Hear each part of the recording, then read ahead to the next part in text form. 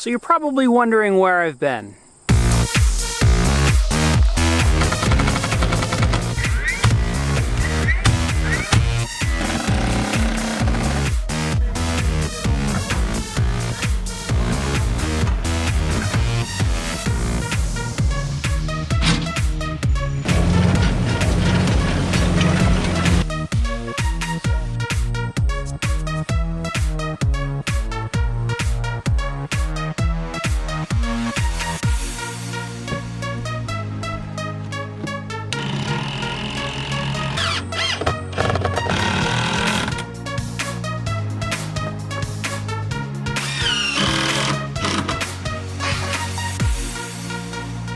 Boom.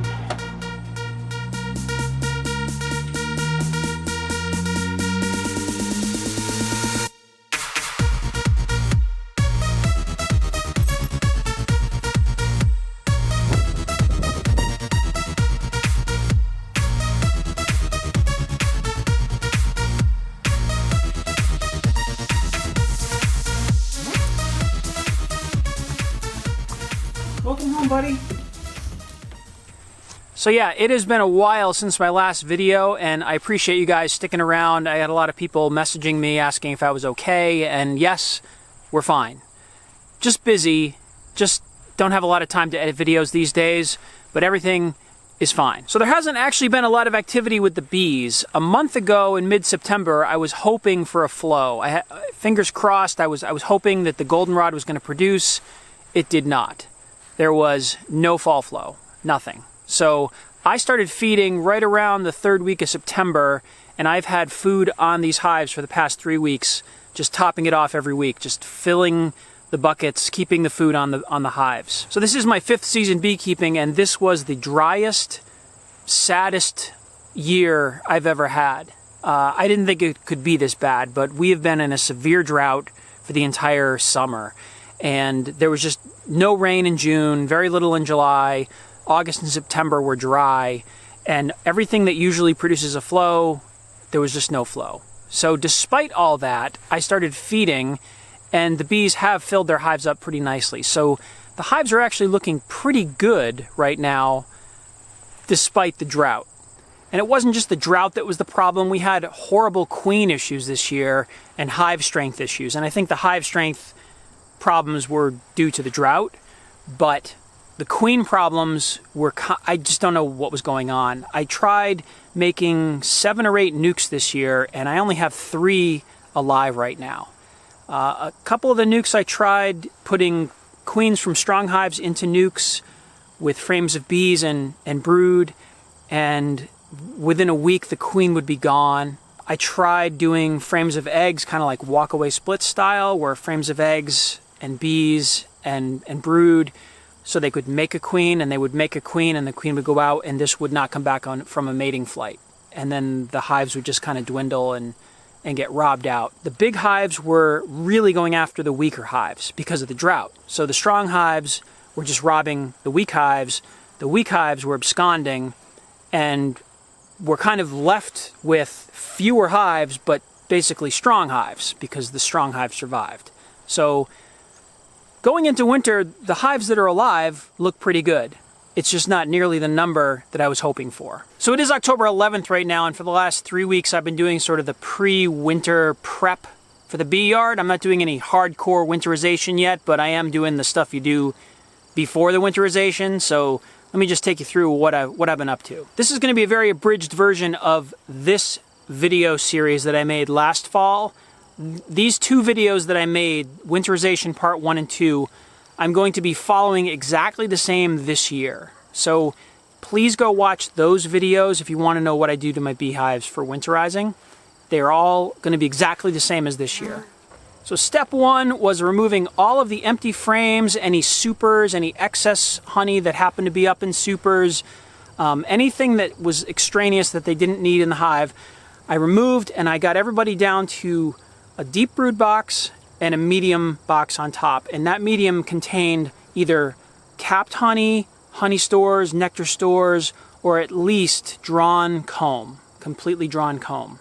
Then I started feeding heavily. So It's been 3 weeks now. I've had a constant gallon of syrup on all these hives that needed it. So everybody's just getting syrup, syrup, syrup. The goal right now is to fill those medium boxes with as much syrup as possible, get it all filled and capped.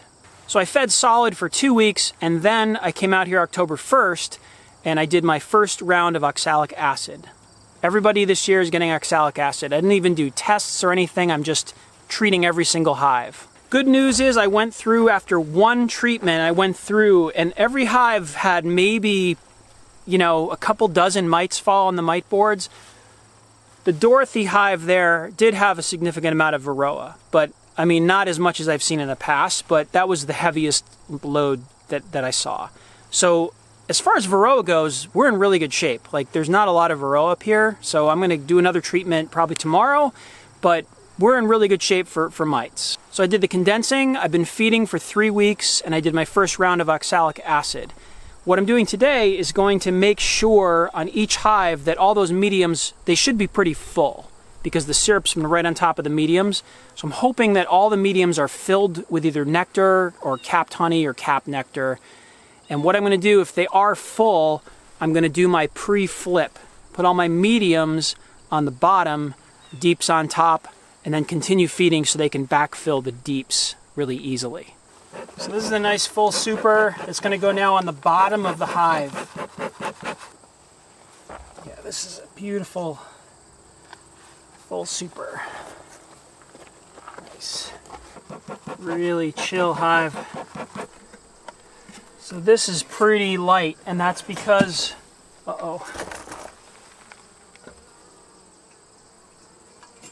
sorry, bees.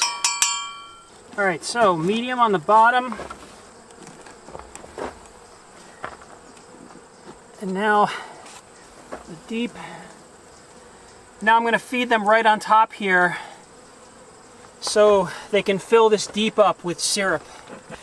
Might as well put the shim on now. The shim is for the winter feeding. When I do feed them, I'm going to put sugar right on top of these frames. But right now I'm just going to give them a little space and feed them with syrup. So the reason I do this flip now in the fall is because over the winter, this is filled with stores. This is going to be filled with syrup and capped honey and stuff. There isn't going to be really a brood box for the queen for the next 4 months or so.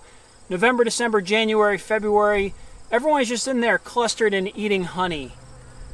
But come springtime, when things warm up, the queen makes her way to the top of these boxes and she's going to start laying again. And I want her to be laying up here in this deep, because once the spring hits and it gets warm, I'm going to flip them back, put the queen down here below in her deep with a queen excluder, and then we're off and running.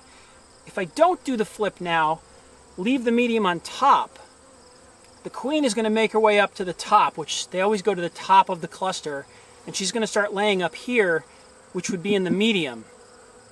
And then come springtime, I have a medium filled with brood. I want her to be down in the deep with a queen excluder, so I have to either push her down there and then exclude her.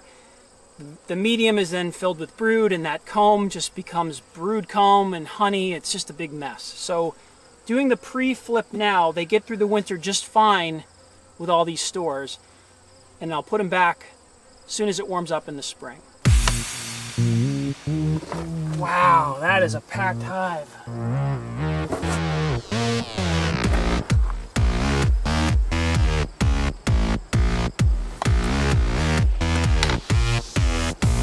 Wow, this is a heavy super. Wow.